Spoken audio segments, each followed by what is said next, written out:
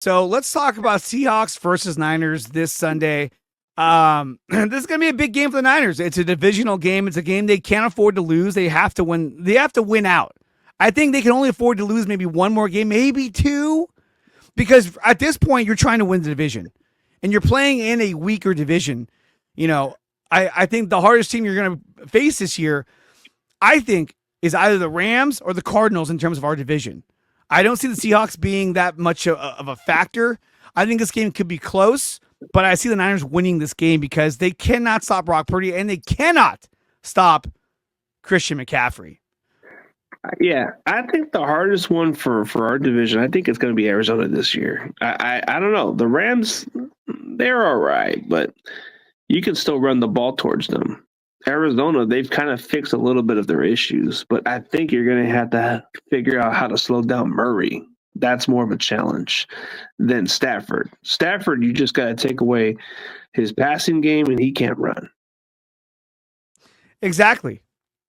And the thing is that Murray can break contain and run for first downs, run for big yardage, and that's where the Niners are definitely struggling. They're not doing a very good job at containing and keeping him in the pocket. They didn't do it that week we played him. That was a big difference, that they couldn't keep him in the pocket. It was like, holy fuck, stop him. Yeah, I think that's the most challenging part, and the Cardinals are doing better than expected, but look at the remaining schedules. It's going to be more favorable, so I think it's going to come down to the Niners and Cardinals. Yeah, I think so. But the team that worries me, though, is the Rams, because offensively, they're dangerous. They have Puka Nacua, they have Cooper Kupp, they have Tutu Atwell, and they have Matthew Stafford back there with Kyron Williams. Offensively, I think they are tougher to go against, especially with an experienced quarterback like Matthew Stafford, who's talented. But defensively, they're not as good. But I think they still pose a threat to the Niners because of their offensive firepower. Well, I mean, you go by their experience-wise, but realistically, man, they don't scare me like everybody else. Like, I look at them and say, they're solid, but they only got lucky towards us a few times. But I feel like we've always had better matchups towards them. But covering Puka and Cooper Kupp is kind of like something you got to deal with. I mean, if we can just limit those plays, which we've done in the previous years under the circumstances, I think we should be able to hold up on the Rams. But yeah, the Rams, they're more experienced because they've been there and done it, compared to the Cardinals, they're just young and inexperienced with big time games. Rams, I can see where you're coming from. The Rams are like the more experience wise. Yes. Yeah. So let's take a look at the numbers between the Niners and the Seahawks and see how they match up. So this is courtesy of Fox Sports. Total offense, Niners are ranked number 2 in total offense, averaging 412 yards. Look who's number 2, the Packers. Oh, that's gonna be a barn burner. The Seahawks are ranked number 9. Why? Because they have the number 1 passing offense. And that doesn't mean that they have the most successful passing offense. It just means that they pass the ball the most. Why is that? Because when you go to the running offense, they're ranked 27th. They don't run the fucking ball. In fact, they're averaging their second down average is 8.7 yards. Meaning on most cases on second down, it's second down and 9, second down and 8, second down and 10, because they cannot run the ball because their offensive line is in shambles. While the Niners, they're ranked number 5 in running offense, and it's only going to get better. Yeah. Look who they're in company with: the Lions, the Cardinals, the Commanders, the Packers, the Eagles, the Ravens. So I mean, those are all teams that have running backs, and we were doing all that without Christian McCaffrey. Yeah, we did it without it, and we were ranked number 2 without McCaffrey. Absolutely.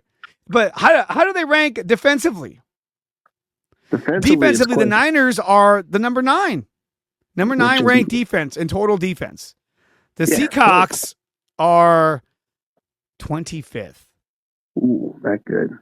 That's not good. Passing defense. The Niners are ranked 12th. The Seahawks are... Wait, I must have missed it. 20th. Ooh.